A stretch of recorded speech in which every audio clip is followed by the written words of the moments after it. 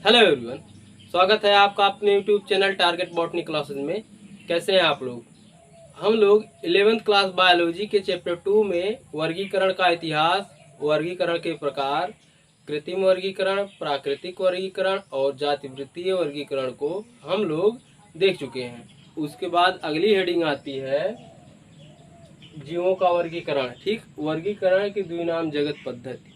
Okay, तो उससे पहले 2 लाइन का एक्स्ट्रा शॉर्ट देख लेते हैं, उसके बाद आगे चलते हैं। देखिए, अरस्तु को वर्गीकरण विज्ञान का संस्थापक युवा पितामह माना जाता है, जबकि कैरोलस लिनियस को आधुनिक वर्गीकरण विज्ञान का पिता कहा जाता है। ओके, फिर से देख लीजिए। वर्गीकरण की जातवृत्तीय संबंध स्थापित करने के लिए नाभिकीय अम्लों, डीएनए व आरएनए से संबंधित सूचनाओं की भी मदद ली जाती है। ओके, तो अब आते हैं, अगली हेडिंग है जीवों का वर्गीकरण। ठीक, जीवों के वर्गीकरण में वर्गीकरण द्विजगत पद्धति। ठीक, इसे इंग्लिश में कहते हैं 2 kingdom system of classification. Okay, तो आइए देखते हैं इसे। अरस्तु ने समस्त जीवों को 2 समूहों में, जंतुओं और वनस्पतियों में विभाजित किया। अरस्तु ने जीवों को 2 समूहों में, जंतुओं तथा वनस्पतियों में विभाजित किया। ओके, और कैरोलस लिनियस 1758 ईस्वी में द्विजगत पद्धति के अंतर्गत समस्त जीवधारियों को 2 जगतों, पादप जगत या फिर उसे प्लांटी जगत कहते हैं। ओके, प्लांटी तथा जंतु जगत या एनिमलिया में वर्गीकृत किया। ओके, अरस्तु ने सजीवों को 2 समूहों में, जंतुओं तथा वनस्पतियों में विभाजित किया, जबकि कैरोलस लिनियस ने द्विजगत पद्धति के अंतर्गत जीवों को प्लांटी या फिर पादप जगत तथा जंतु जगत या एनिमलिया में विभाजित किया। ओके, आगे देखते हैं। पादप जगत के अंतर्गत स्थिर अवस्था में पाए जाने वाले हरे पादप, मांस, फर्न, बहुकोशिकीय, समुद्री खरपतवार, कवक, जीवाणु आदि को रखा गया है। ओके, पादप जगत के अंतर्गत स्थिर अवस्था में पाए जाने वाले हरे पादप, मांस, फर्न, बहुकोशिकीय, समुद्री खरपतवार, कवक, जीवाणु आदि को रखा गया है। ओके, और पादपों में कोशिका भित्ति सेलुलोज की बनी होती है। ये मुख्यतः स्वपोषी होते हैं। पादपों में कोशिका भित्ति सेलुलोज की बनी होती है। और यह मतलब कौन? पादप। पादप जो होते हैं वह स्वपोषी होते हैं। स्वपोषी का मतलब होता है, स्वपोषी को इंग्लिश में कहते हैं ऑटोट्रॉफिक। ओके, स्वपोषी का मतलब होता है ऐसा जीव जो अपना भोजन स्वयं बना सके, वह स्वपोषी कहलाता है। ओके, आगे देखिए।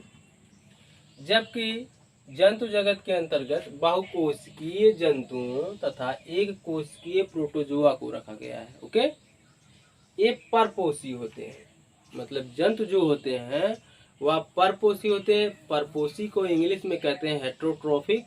और हेट्रोट्रॉफिक मतलब जो है ऐसे जीव जो अपना भोजन स्वयं नहीं बना सकते, वह दूसरे जीवों पर निर्भर रहते हैं। ठीक है, या फिर दूसरों जीवों से अपना भोजन प्राप्त करते हैं, उन्हें कहते हैं हेट्रोट्रॉफिक या फिर परपोषी। ओके, और जंतु में कोशिका भित्ति नहीं पाई जाती है। आगे देखिए।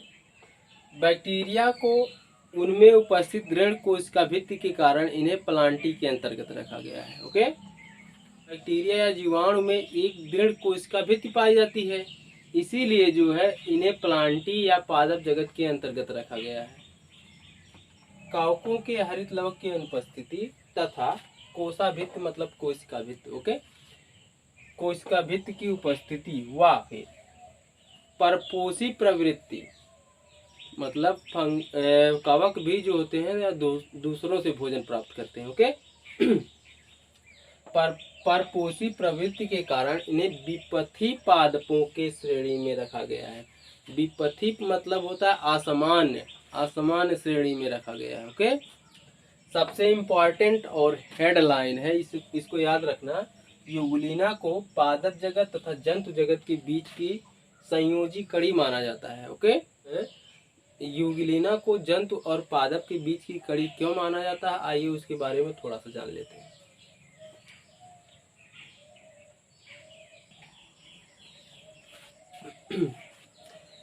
यूग्लिना को जंतु जगत और पादप जगत के बीच की कड़ी इसलिए कहा गया है क्योंकि यूग्लिना जो होता है वह एक स्थान से दूसरे स्थान तक गति कर सकता है, मतलब एक स्थान से दूसरे स्थान तक जा सकता है, वो भी एक फ्लैजिला के माध्यम से। यूग्लिना में एक फ्लैजिला होता है या कशाविका होती है, उसके माध्यम से वह एक स्थान से दूसरे स्थान तक जा सकता है। और यूग्लिना जो है फोटोसिंथेसिस कर सकता है, प्रकाश संश्लेषण कर सकता है। यूग्लिना में क्लोरोफिल उपस्थित होता है जिसके कारण प्रकाश संश्लेषण भी कर सकता है यूग्लिना। ओके, इसी कारण जो है यूग्लिना को जंतु जगत और पादप जगत के बीच की कड़ी कहा जाता है, क्योंकि यूग्लिना एक स्थान से दूसरे स्थान तक जा सकती है। गति करना एक जंतु का लक्षण है। ओके, और यूग्लिना स्वयं जो है फोटोसिंथेसिस के द्वारा भोजन भी बना सकती है। यह पौधे का मुख्य लक्षण है, जो कि पौधे अपना भोजन स्वयं बनाते हैं। इसीलिए यूग्लिना को जंतु और पादप के बीच की कड़ी कहा गया, क्योंकि यूग्लिना चल भी सकता है और अपना भोजन स्वयं भी बना सकता है, इसीलिए। ओके, तो चलिए अब देखते हैं अगला टॉपिक। अगला हेडिंग है पादप जगत तथा जंतु जगत में अंतर। ओके, तो इसे इंग्लिश में कहते हैं difference between character of animal kingdom and plant kingdom. Okay, तो आइए उनके लक्षणों को देखते हैं। देखिए यहाँ पर लिखा है लक्षण, इसका इंग्लिश है कैरेक्टर, ठीक। फिर लिखा है पादप जगत और फिर जंतु जगत। पादप जगत तथा जंतु जगत के लक्षण में अंतर क्या है, इसे देखेंगे हम लोग। तो आइए देखते हैं। पहला लक्षण है प्रचलन। प्रचलन को इंग्लिश में कहते हैं लोकोमोशन। प्रचलन का मतलब होता है चलना। ओके, तो देखिए पादप मुख्यतः स्थिर रहते हैं, ठीक। पादप मुख्यतः या पादप मुख्य रूप से स्थिर रहते हैं। जल में पादप बहते हैं, उनकी बात अलग है, क्योंकि वह किसी दूसरे के माध्यम से बहते हैं, जल के माध्यम से बहते हैं। ओके, जंतु जगत में देख लीजिए, जंतु जगत में प्रचलन जंतुओं का महत्वपूर्ण लक्षण है, ठीक है।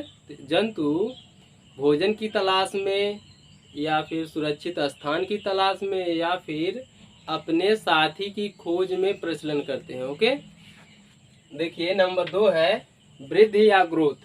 तो देखिए पादपों में वृद्धि केवल वृद्धि क्षेत्र में ही अर्थात स्थानिक होता है, ठीक है। स्थानिक या फिर उसे इंग्लिश में कहते हैं लोकलाइज्ड।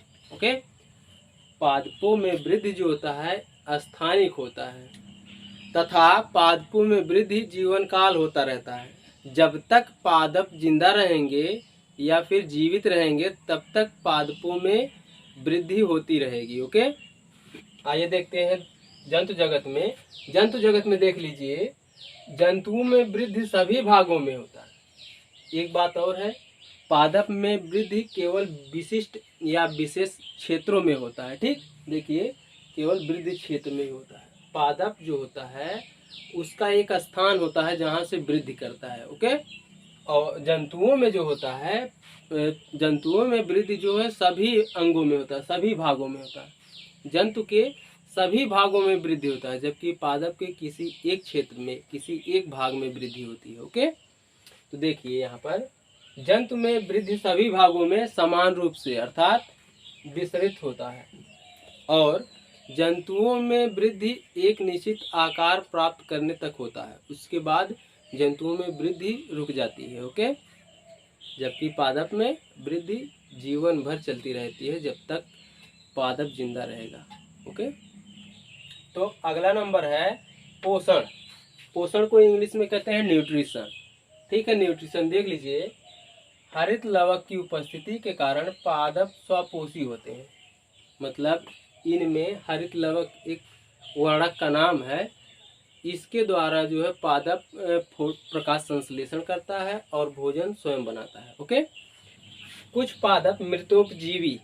कुछ पादप मृतोपजीवी का मतलब होता है कि वह जीव जो सड़े गले या मृत पदार्थों से अपना भोजन प्राप्त करता है। ठीक है, तो कुछ पादप जो होते हैं मृतोपजीवी होते हैं, वह सड़े गले पदार्थों से अपना भोजन प्राप्त करते हैं। ओके, अब आइए जंतु जगत में देख लीजिए। प्राणी परपोषी होते हैं, यह जटिल ठोस अथवा तरल पदार्थों का अंतर ग्रहण करते हैं। ओके, प्राणी जो होता है, जंतु जो होता है या परपोषी होता है, मतलब यह अपना भोजन स्वयं नहीं बनाता, यह दूसरों के ऊपर निर्भर रहता है या फिर दूसरों से अपना भोजन प्राप्त करता है। जो जीव दूसरों से अपना भोजन प्राप्त करता है उसे परपोषी कहते हैं। ओके, ये जटिल ठोस तरल पदार्थों का अंतर्ग्रहण करता है। अंतर्ग्रहण का मतलब होता है निगलना। अंतर्ग्रहण का मतलब होता है कि भोजन को निगलना। और देख लीजिए, भोजन का पाचन शरीर के भीतर होता है। ठीक, भोजन का पाचन जो होता है शरीर के भीतर होता है, और जब भोजन पच जाता है उसके बाद उसके पोषक पदार्थों का उपयोग कर लिया जाता है। ओके, अब आइए नंबर 4, उत्सर्जन या फिर एक्सक्रीशन। ठीक, एक उत्सर्जन में देख लीजिए, पादपों में नाइट्रोजनी पदार्थ अत्यंत सूक्ष्म मात्रा में निर्मित होता है। निर्मित होने का मतलब होता है कि निर्माण होना। ठीक, पादपों में नाइट्रोजन पदार्थ बहुत कम मात्रा में बनता है। ओके, पादपों में विशिष्ट उत्सर्जन तंत्र का अभाव होता है।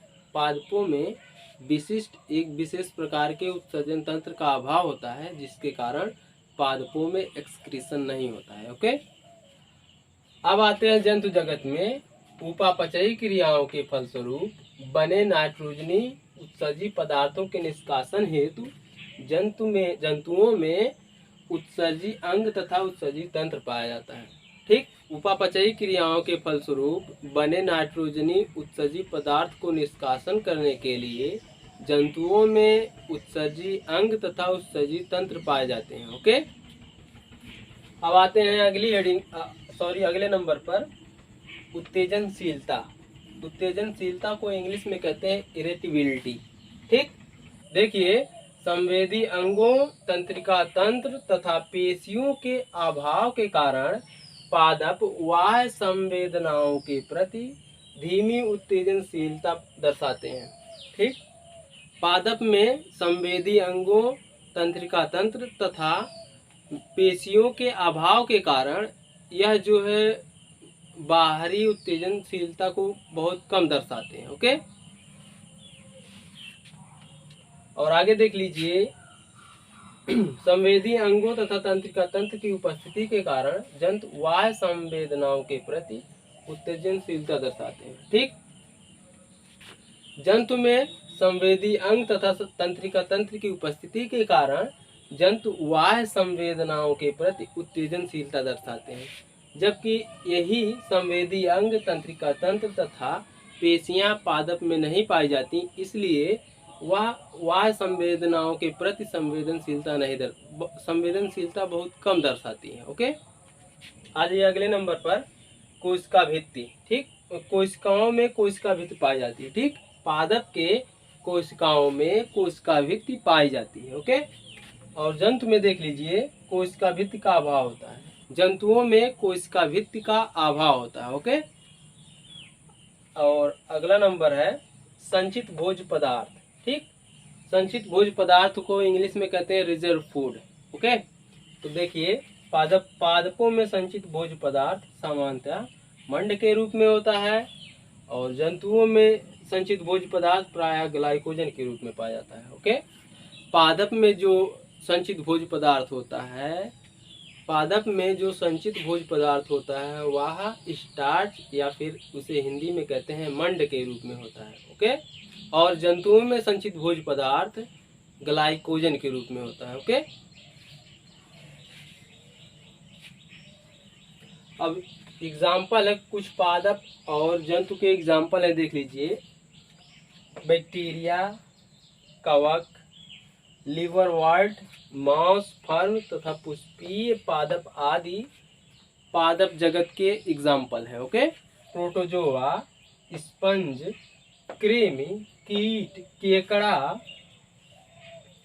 मेढक, पक्षी, स्तनधारी आदि जो है जंतु जगत के उदाहरण है। ओके, प्रोटोजोआ, स्पंज, कृमि, कीट, केकड़ा, मेढक, पक्षी, स्तनधारी आदि जंतु जगत के उदाहरण है। ओके ओके, आज के लिए बस इतना ही, और आप लोग मन लगाकर पढ़ते रहिए और आपको सफलता जरूर प्राप्त होगी।